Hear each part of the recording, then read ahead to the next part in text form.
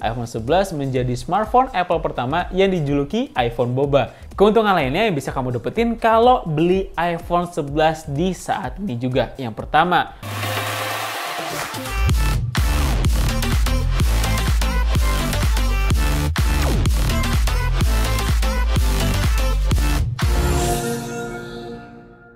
di konten Play Info sebelumnya, gue sempet mention ya, kalau viewers Play Info itu paling sering banget nanyain tentang iPhone 11. iPhone 11 rilis di bulan September tahun 2019. Nggak berasa juga, udah kurang lebih 4 tahun yang lalu lah. Dengan kisaran harga rilisnya itu di 13 juta rupiah.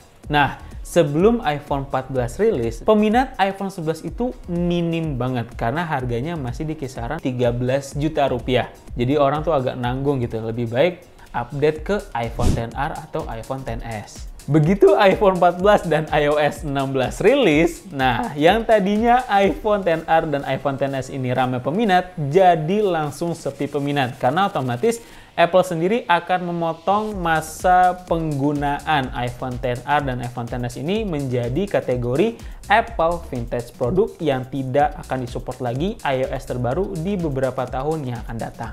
Nah, apa nih efeknya? iPhone 11 lah yang menjadi inceran banyak orang untuk bisa dibeli. Apalagi ini dinilai jauh lebih worth it lah bagi kaum mendang-mending. Kalau kamu bisa awet-awet pakai iPhone-nya, untuk iPhone 11 sendiri sih bisa dipakai 5-6 tahun ke depan. Walaupun iPhone 11 bakal masuk ke kategori Apple Vintage Product, iPhone 11 akan tetap mendapatkan update iOS terbaru sampai dengan bulan September tahun 2025. Satu alasan lagi kenapa iPhone 11 worth to buy di tahun 2023 ini. Karena iPhone 11 menjadi smartphone Apple pertama yang dijuluki iPhone Boba. Keuntungan lainnya yang bisa kamu dapetin kalau beli iPhone 11 di saat ini juga. Yang pertama, untuk harga iPhone 11 start di 6 jutaan aja. Dan yang kedua, untuk iPhone 11 sudah memiliki lensa ultrawide 0,5. Jadi lebih unggul lah dibandingkan iPhone X ke bawah. Selain itu, iPhone 11 sangat simpel dan cocok untuk dipakai para ciwai-ciwai. Selain itu, untuk para kaum mendang-mending, lebih baik kita beli iPhone 11 sekarang ini juga, mumpung ada di toko authorized resmi. Dibandingkan kita beli iPhone second, kita nggak tahu kualitasnya karena tidak semua second itu baik.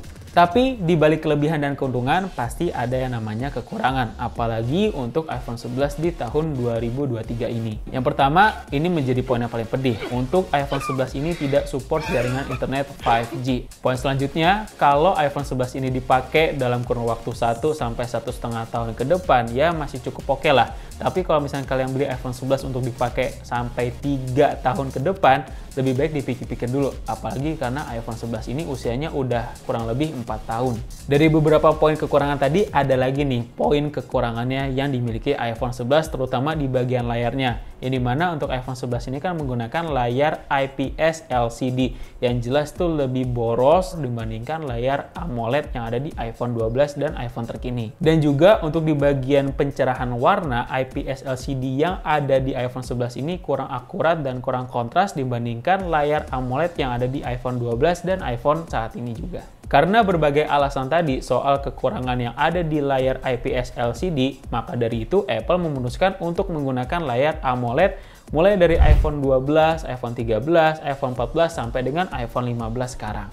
So itu dia beberapa poin dan beberapa alasan tentang keuntungan, kelebihan, bahkan sampai kekurangan dalam memiliki iPhone 11 di tahun 2023 ini. Gue yakin kalian bisa lebih wise lah dalam memilih iPhone untuk dipakai sampai beberapa tahun ke depan.